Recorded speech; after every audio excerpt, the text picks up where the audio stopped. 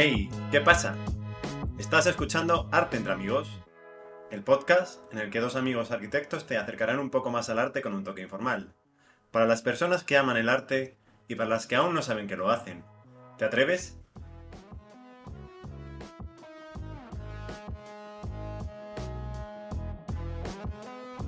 Buenos días, Alberto. Acabo de venir de correr ahora y no sabes con qué hambre vengo. Pues no me digas, Miguel, yo estoy a puntito de ir a por un vermut. Que por cierto, ¿tú dices vermú o vermut? En Zamora siempre hemos dicho vermú.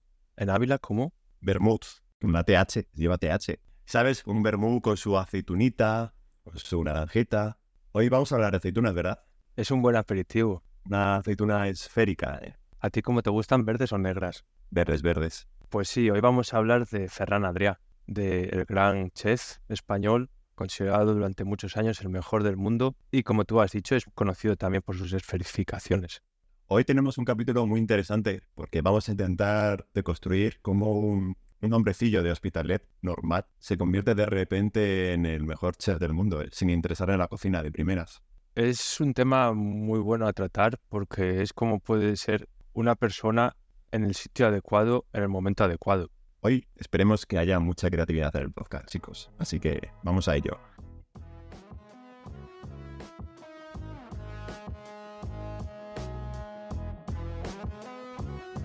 Yo creo que un punto muy interesante para empezar el capítulo de hoy puede ser hablar sobre si la gastronomía es arte o no. Yo no sé si te parece a ti arte, un medio, una producción artística, o qué opinas al respecto. Es un buen punto para empezar. A mí personalmente, primero de todo, como decía Ferran Adrià, comemos todos los días. Es una cosa que es intrínseca a cada cultura, lo cual también califica a esa población, esa cultura de alguna manera. Entonces yo creo que sí que se puede considerar un arte, personalmente. Es una forma de expresión, es una forma de interrelación. Así que yo diría que sí. Yo aquí tengo un poco sentimientos encontrados. Porque por un lado, como dices tú, es una forma de tradición, ¿no? Que va pasando de generación en generación. Luego, por otro lado, últimamente lo que se está haciendo es como una cocina de autor, ¿no? Que se llama. O sea, que si hay un autor, hay una obra. Así que entiendo que sí. Es curioso, pero sí. Además, en el hecho de comer intervienen todos los sentidos, ¿no? No interviene la vista por la presentación del plato, ¿no? El aroma, lógicamente, que se percibe por el olfato y, lógicamente, el gusto, ¿no? Que yo creo que debe ser el más importante en un plato. Y decía una cosa Ferran Adrià muy interesante que decía que es como el acto humano donde intervienen más sentidos junto con el sexo. O sea que el Ferran Adrià no perdía el tiempo. Aunque estoy pensando a nivel gastronómico, ¿el oído tú crees que puede funcionar? ¿Puede participar en algún caso? Pues mira, ahora mismo me viene a la mente un plato del Celler de Can Roca, que es como un bote de yogur de oveja. Y lo que tiene de curioso que es que en la vajilla tienes unas incisiones que cuando tú remueves con la cuchara para comer, suena como un cencerro de oveja. O sea que de cierta forma también te transmite al origen del plato. Así que sí. Es interesante, no sabía de ello. Pues realmente, como tú dices, al intervenir tantos sentidos, podríamos retrotraernos a un museo de alguna manera, ¿no? Cuando se realiza una exposición en la que existe una escultura, ¿no? Que tiene sus diferentes dimensiones, 3 dimensiones, o que también participa el acto de la vista, o incluso también el sonido. Cuando se junta todo, es una exposición, de alguna manera, ¿no? Un intercambio de información, que al final es un intercambio de saber. También opino que el arte al final tiene que ser cualquier cosa que te haga replantearte tu pensamiento. Y en eso Ferran Adrià, lo vamos a ver ahora más adelante, era un crack, porque se preguntaba el porqué de las cosas y lo transmitía en los platos y te hacía pensar, sorprenderte y reflexionar. Eso es muy curioso y yo creo que al final debe ser lo que el arte tiene que transmitir. Es una ciencia y como tal Ferran Adrià hacía uso de ella y también utilizaba el diseño, como escucharemos más adelante, y todo ello es intrínseco al arte. Lo que tenemos que decir, Bala, por delante, es que Ferran Adrià no se consideraba un artista a él mismo. En todas las conferencias que que ha dado, él nunca se consideró un artista. Decía que compartía ciertos aristas con el mundo del arte, pero que él lo que era un cocinero. Esto igual daría pie a otro podcast más adelante, esta pregunta que sería ¿cuál es la diferencia entre un artista y un creador? Porque él era creador al 100%, que se distanciase del concepto de artista. Sí, señor. Pues yo creo que ha quedado una bonita reflexión, ¿no? Así por la mañana. Vamos a empezar ahora con la vida del señor de Ferran Adrià. Pues bueno, lo primero que tenemos que decir es que Ferran nace en el Hospitalet de Llobregat, que cuando él nace, en 1962, era un casi pueblo de Barcelona, era casi un entorno rural, y era un hijo de unos padres normales en un barrio normal. Comentaba en un podcast que escuchamos que sus abuelos tenían cerdos en la casa, lo cual es una típica casa de pueblo. Así fue como se criaron y cómo era su infancia, que se basaba mucho, pues como la de cualquier niño español de la época, digamos. Pues le gustaba estar en la calle, le gustaba jugar a fútbol, era su ilusión ser Cruyff.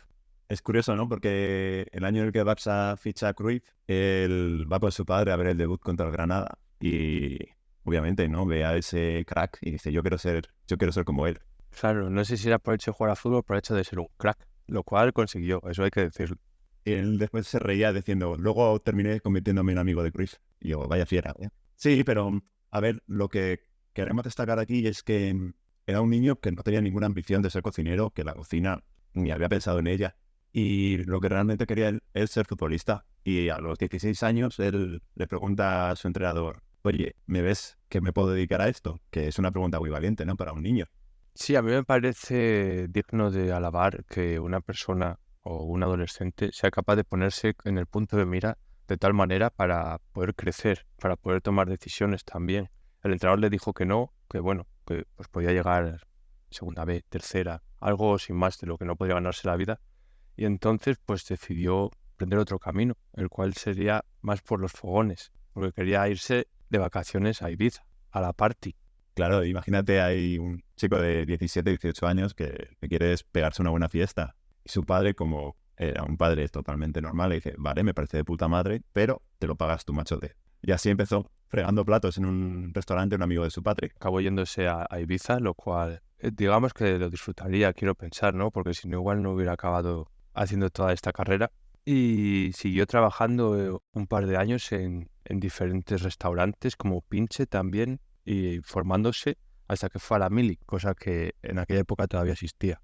Y en la Mili yo creo que es un punto importante en su biografía, porque por azar le toca ser el jefe de cocina de la Mili, preparar comida para todo el regimiento, lo cual ya le pone un poco la mentalidad de ser, pues, una persona organizada y metódica para relacionar todo. Sirvió también para ya familiarizarse con la cocina y cuando hizo una pausa de un mes en la Mili, hizo una estadía de un mes en el Pucci. El primer contacto con el Bulli. El Bulli, tenemos que decir, era un restaurante que ya existía, que era ya bastante importante a nivel internacional. Sí, tenía ya 2 estrellas Michelin en la época, en España, que era lo máximo que existía en el país.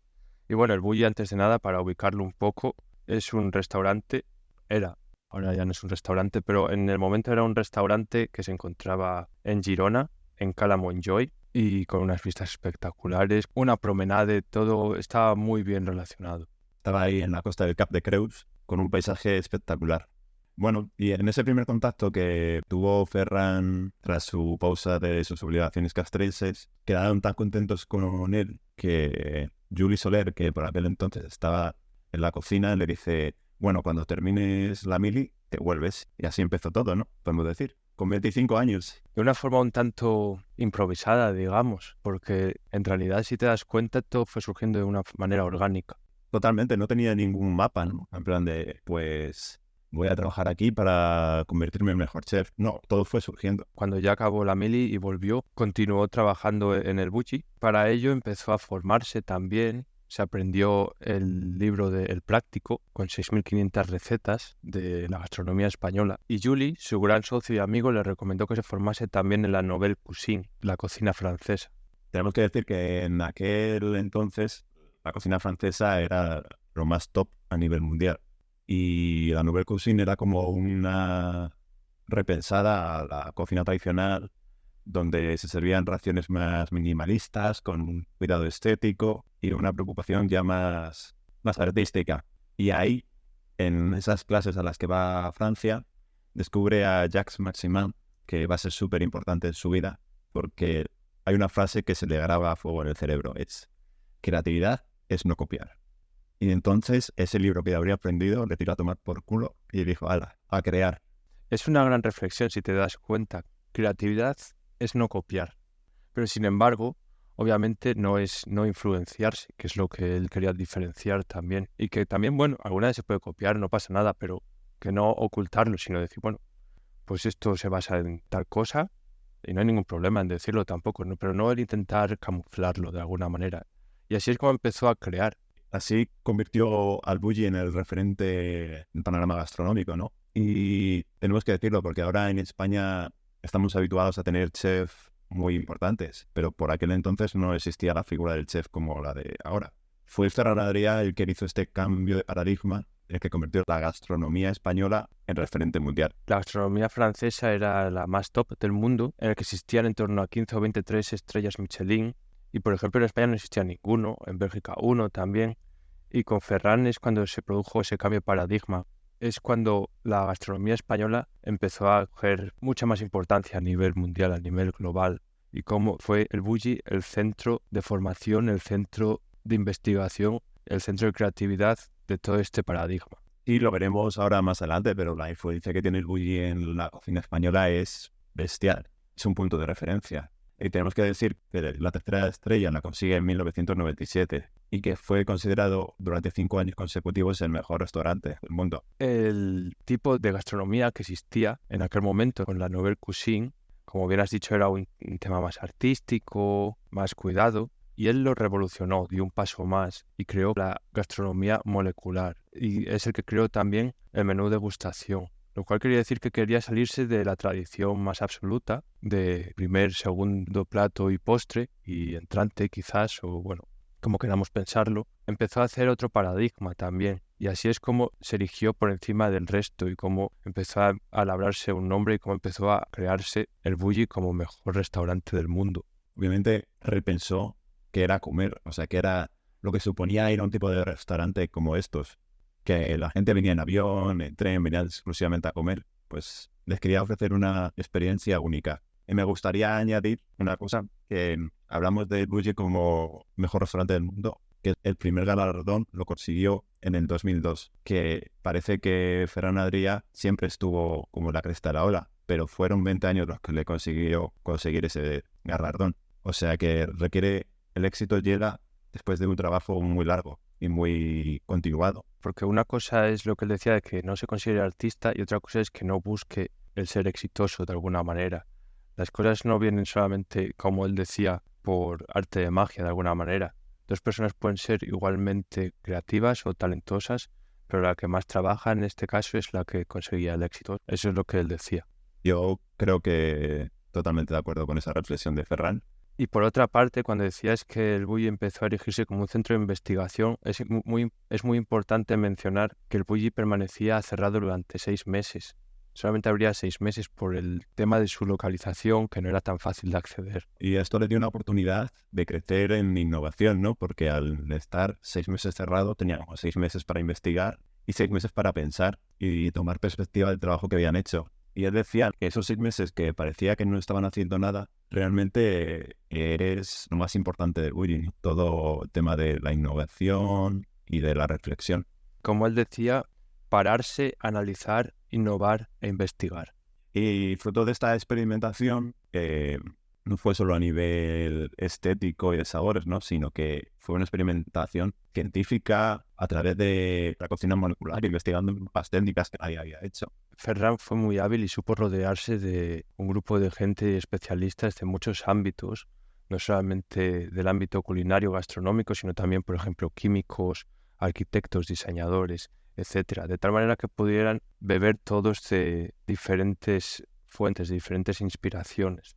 Pero no era, como dice, creatividad por creatividad, sino que tenía como un objetivo que era sorprender al cliente. Intentaba crear nuevas texturas, nuevos sabores y obviamente hay un montón de técnicas y de inventos culinarios de Ferran Adrià que hoy en día son copiados y sin él quizá nunca habrían existido o hubiéramos tardado mucho más tiempo en existir, ¿no? Como es el tema de las especificaciones, las deconstrucciones, espumas, gelatinas calientes, en fin, humos, o sea, toda la locura que te puedas imaginar. Ferran Adrià la ha hecho. Es lo que comentábamos al principio, que es el acto humano donde intervienen más sentidos junto al sexo. Es decir, él buscaba sorprender, pero no solamente a nivel de sabor o textura, sino también por ejemplo, con uno de sus afamados platos, el pollo al curry, que preguntaba siempre antes si querían muslo contra muslo. Y si lo queréis buscar, solamente escribiendo Ferran Adrià pollo al curry se verá que no hay ni muslo ni contramuslo, sino que son como unas cremas, por decirlo de alguna manera. Buscaba también sorprender a nivel visual, a nivel artístico, replantearse lo que estás viendo y lo que estás comiendo. Sorprendía, desde luego sorprendía, y los clientes que iban siempre se quedaban alucinando si estallaba la cabeza, ¿no? Y nunca la relación que tenían con la gastronomía volvía a ser la misma. Y tenemos que decir que parte de esta experimentación se financiaba con el 20% de la facturación que tenía el Bulli, que la reinvertía. O sea que eso hasta entonces ninguna empresa lo hacía. Y es bastante curioso, ¿no? O sea, porque entendemos que tú tienes un negocio que te está funcionando, ¿no? Y te va de puta madre. Pero aún así, en vez de quedarte haciendo lo mismo, prefieres reinvertir ese dinero en innovar y en investigar cosas nuevas. Sí, porque Ferran Adrià, por ejemplo, cambiaba el menú cada año 3 veces y compartía todas sus recetas. Y eso lo hacía para no parar de innovar, para no parar de crecer y para no parar de crear. Respecto a lo que tú decías, Miguel, que es súper interesante, que él había repensado hasta la forma de deglutir que teníamos, ¿no? Y pensaba en nuevas formas de comer, a través de pajitas, de jeringuillas. Y deberíamos destacar, en este sentido, un diseñador industrial, Lucky Hoover, que creó un montón de vajilla para el restaurante y es alucinante. Su trabajo tiene un libro, por si os queréis ojear, es espectacular. La cuchara con pinza. La cuchara tenedor, ¿eh? Suena como invento del doctor este de Mortadelo y Filemón, pero no, es real. Los de bacterio. De hecho, para Ferran Adrià, el Bulli se había convertido en algo tan perfecto ya que no podía seguir mejorándolo y prefiere dejarlo en lo más alto que aburrirse. Qué curioso, ¿eh? Sí, cerró el Bulli en el año 2011 porque pensaba que era una pieza, una obra imposible de mejorar más. Pero lo cerró como restaurante, no como fundación y como museo, que es su siguiente paso en su carrera profesional, porque quería compartir todo su saber y todo su crear. Que Ferran Adrià lo ha dicho hace una vez, que para él el éxito no se trataba en buscar el dinero ni la fama, sino en la felicidad. Que la felicidad para él era en disfrutar de lo que hacía, ¿no? De cada día y de hacer lo que él amaba, y el éxito te llegaría si sigues ese camino. Ahora lo veremos. Parte de su proceso creativo es importante, que para él no existe la genialidad, no existe esa idea feliz, sino que es necesario crecer a través de un proceso, ¿no? Que tienes que seguir muy estricto. Lo hemos visto que Ferran Adrià, sin ninguna vocación, a través de formarse, de trabajar, de seguir experimentando, se convierte en el mejor cocinero del mundo. Claro, y así a partir de 1999 es cuando empieza a recopilar toda la información y toda la documentación de todos los platos y creaciones que va realizando mediante dibujos, fotografías, recetas. Al final va clasificando todo y va creando una biblioteca. Y así es como aparece su método de creación, el cual llama el método Sapiens. Un análisis de la creatividad. En este caso estaba centrado para la gastronomía, pero Ferran Adrià defiende que ese método creativo se puede aplicar a todos los aspectos vitales de la vida. Sí, a todas las artes creativas, decía. Bueno, creo que lo hemos dicho, ¿no? La creatividad no es un medio en fin, sino que es un proceso reflexivo. Que cuando no existía el estrés es cuando se producía. Eso es lo que dice Ferran. Este proceso se puede deconstruir, por utilizar un término ferraniano, que en la base de que tienes que partir de un conocimiento sólido de una profesión. Y bueno, volviendo otra vez a cómo iba creando Ferran, hay que decir que fueron 1846 platos diferentes o creaciones, y un punto importante de todo este proceso creativo era que cada año gran parte de los chefs cambiaban, que cambiaban las nacionalidades de todos estos trabajadores, porque con cada nacionalidad se creaban diferentes problemáticas y traían diferentes soluciones a su vez, por el tema de la tradición también, por el tema de su propia cultura y de sus propios estudios, de tal manera que se creaban diferentes retos. Sí, al final cada persona tiene una perspectiva diferente, ¿no? Y eso es lo que buscaba Adrián, como savia nueva para que el Bulli siguiese creciendo. Y para Ferran Adrià y el Bulli es súper importante conocer la cultura gastronómica japonesa, que de repente fue una explosión creativa para ellos. Fueron diferentes etapas en el Bulli. La de la época mediterránea fue cuando se empezó a dar a conocer, pero el siguiente paso, el paso diferencial, fue la época japonesa. Podemos decir que en el Bulli había como tres patas, ¿no? Tres pilares fundamentales que esos siempre estaban permanentes. Ferran Adrià, su hermano, Albert y Oriol Castro.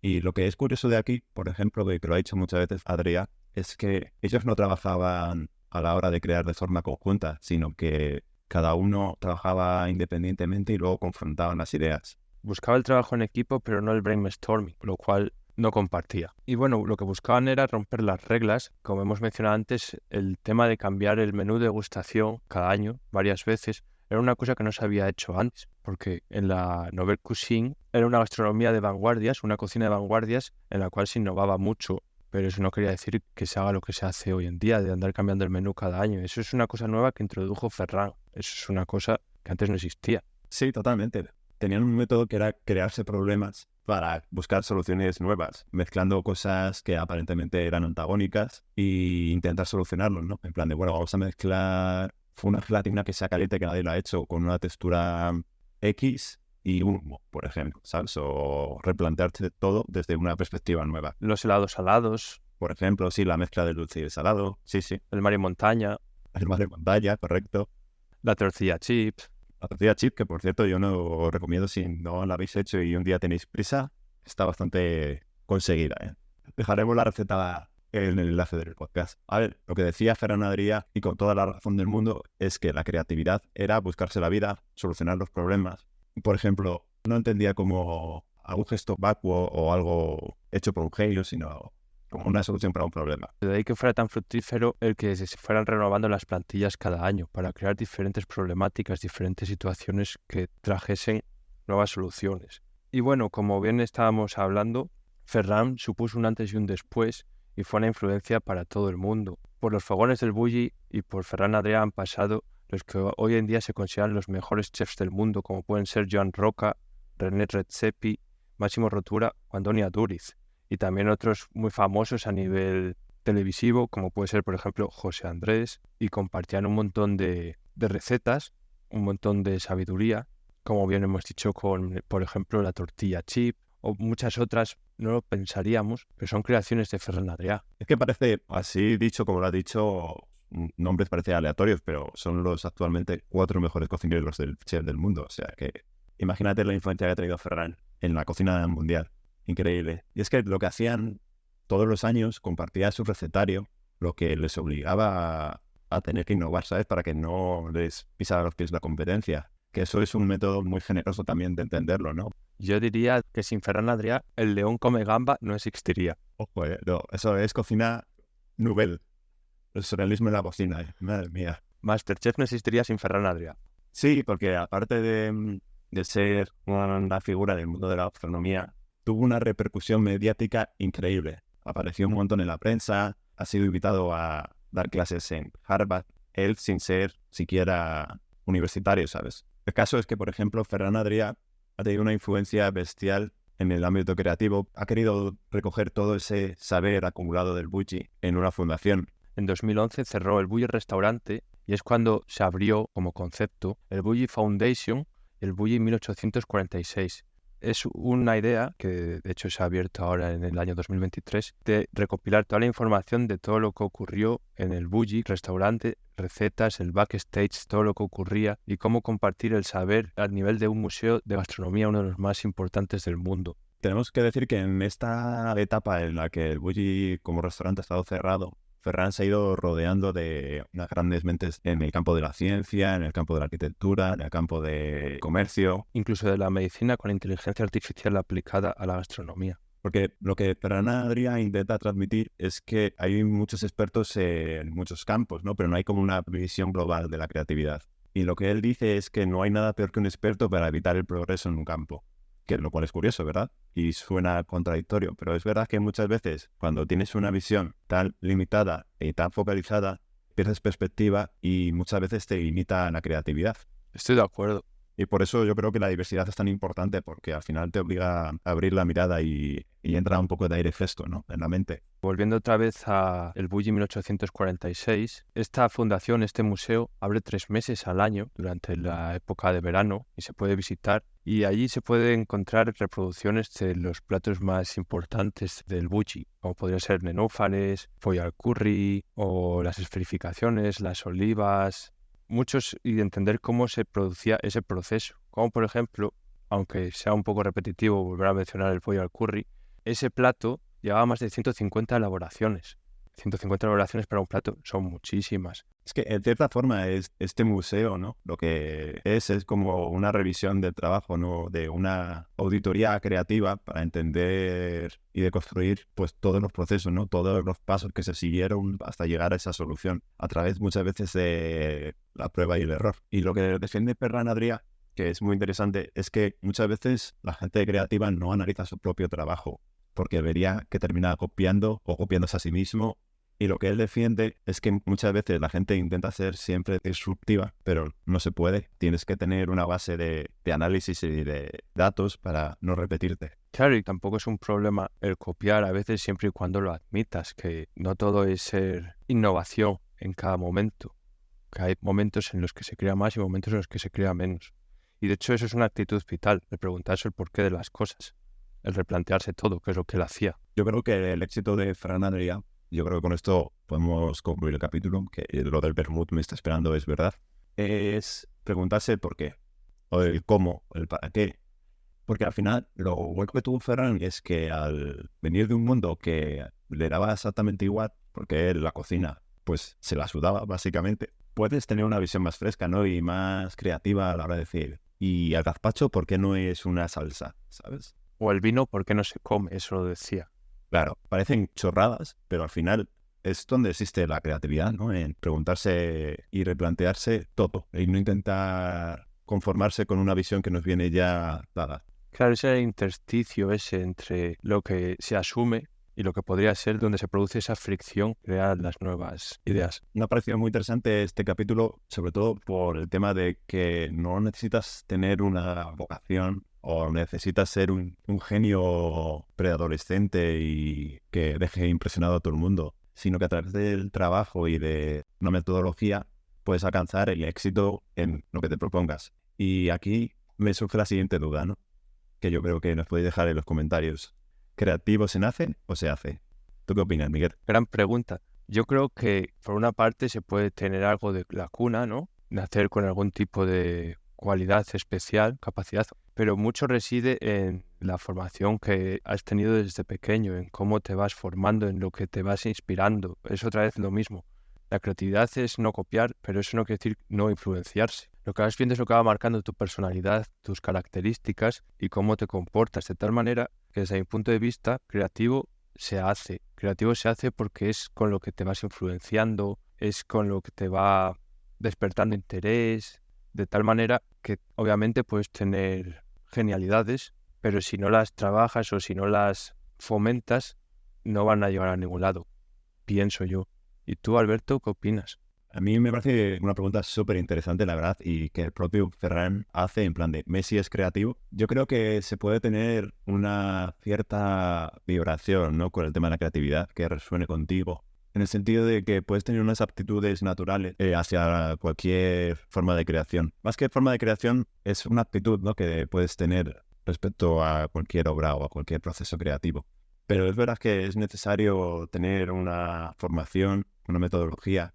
Y yo recuerdo, por ejemplo, ahora mismo, Goya empezó copiando los cuadros de Velázquez y lo que hacía era copiar, literalmente copiar y reproducir. Y luego se convierte en un genio, pero lo era ya desde el principio. Lo que quiero decir es que necesitas tener una base sólida y un conocimiento profundo para poder ir innovando.